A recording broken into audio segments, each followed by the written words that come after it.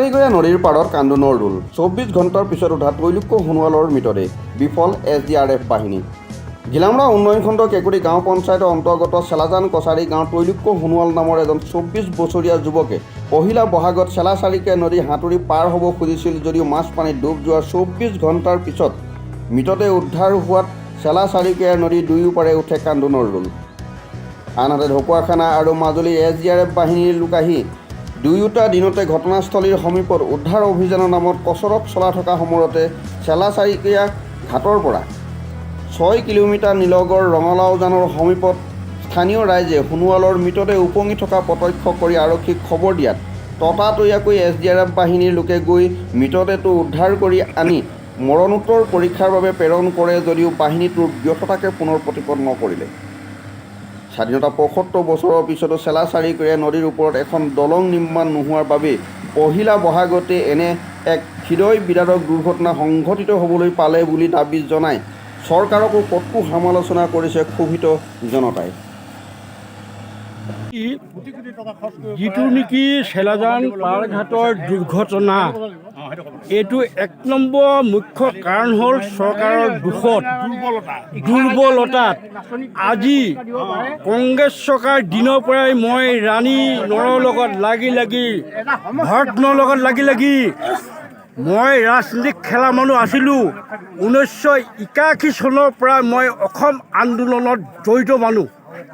গতিকে তেওঁলোকক এই দলংখন বৰজানৰ দলংখন কিমান লাগি আজি পৰ্যন্ত নোহোৱা হেতুকে আজি চেলাজান পাৰঘাটত আজি মোৰ নিজৰে পুত্ৰ ভতিজা পুত্ৰ আজি হেৰাই ল'বলগীয়া হৈছে।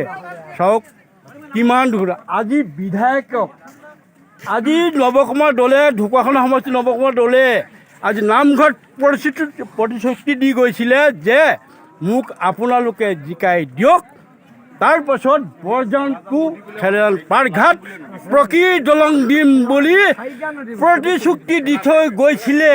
আজি সেই নৱকুমাৰ দলে মন্ত্ৰী হৈ গ'ল, বৰ্তমান বিধায়ক তেওঁক দেখি নাপালে। আজি পৰহি দিনা নৰেন্দ্ৰ মোদীয়ে 11,000 মহিলা নাচনীক দিব পাৰিছে মানে কি কয় এইটো নাচনী পুৰস্কাৰ, কিন্তু এখন দলং দিব নোৱাৰে। তেওঁ ভাৰতৰ প্ৰধানমন্ত্ৰী হৈছে। আৰু সিদিনা অলপতে তেওঁ কি কৰিলে মানে এইটো কি কয় এই বিয়া কথাটো বাল্য বিবাহ পাতি আছে। 11 বছৰত তেওঁ বিয়া পতা মানুহ।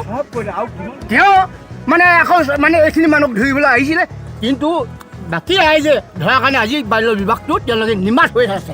আপুনি আপোনাৰ সমস্যাটো কওক। সমস্যাটো আমাৰ এই দলং নোহোৱাৰ কাৰণে আমি প্ৰতি বছৰে প্ৰতিটো বিধায়কে আমাক আশা দিয়ে, তেওঁলোকে আশাই আমাক বান্ধি আজি এই দুৰ্ঘটনাটো আমাক কৰালে। গতিকেলৈ আমি কৈছোঁ যে তেনেকুৱা আশাবাদী আহিলে এইবাৰ আমি পাৰ হ'ব নিদিওঁ, ভোট গৰজন পাৰ হ'ব নিদিওঁ, পাৰ হ'ব নোৱাৰিম। মোৰ নাম অনন্ত কুমাৰ নৰ, সোণাই চাপৰি IC হওঁ। তেওঁ যোৱাকালিৰ পৰা আমি NDRFৰ তত্বাৱধানত আৰু ইয়াৰ স্থানীয় লোকৰ তত্বাৱধানত আমি তেওঁক বিচাৰি থকা হৈছিলে। কালি আবেলি তেখেতে এই নদীখন পাৰ হ'ব লওঁতে এপ্ৰক্সিমেট 2:45 নে কিমানত বুলি কৈছে। তেখেতে নাৱত নুঠি পিনি বোলে সাঁতুৰি পাৰ হ'ম বুলি কৈছিলে বোলে। আমি শুনা নাই বাৰু, ৰাইজক পাওঁতে নিজে পাৰ হ'ব খুজিছিলে। তেতিয়া তেখেতে দুৰ্ভাগ্যবশতঃ সাঁতুৰি পাৰ হ'ব নোৱাৰি পিনি তেখেতৰ মৃত্যু হ'লে আমি জানিব পাৰিছিলোঁ।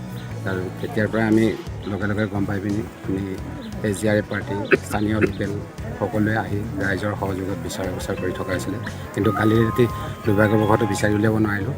আজি তেখেতক ইয়াৰ পৰা 6 কিলোমিটাৰমান দূৰত্বত য'ত ঘটনাটো হৈছিলে তাৰ পৰা 6 কিলোমিটাৰমান দূৰত্বৰ ৰঙালাওজান এৰিয়াত তেখেতৰ আজি মৃত বডিটো পোৱা হৈছে। এতিয়া আমাৰ যিবিলাক কৰণীয় আইন কানুনৰ মাজত যিটো কৰণীয় কাম কৰি পিনি আকৌ তেখেতৰ মৃত বডি আমি গৃহস্থক চঞ্জাই দিম। গতিকে এতিয়া কৰণীয় কামবিলাকৰ কাৰণে আমি কৰিবৰ কাৰণে এতিয়া প্ৰস্তুতি চলাই আছোঁ।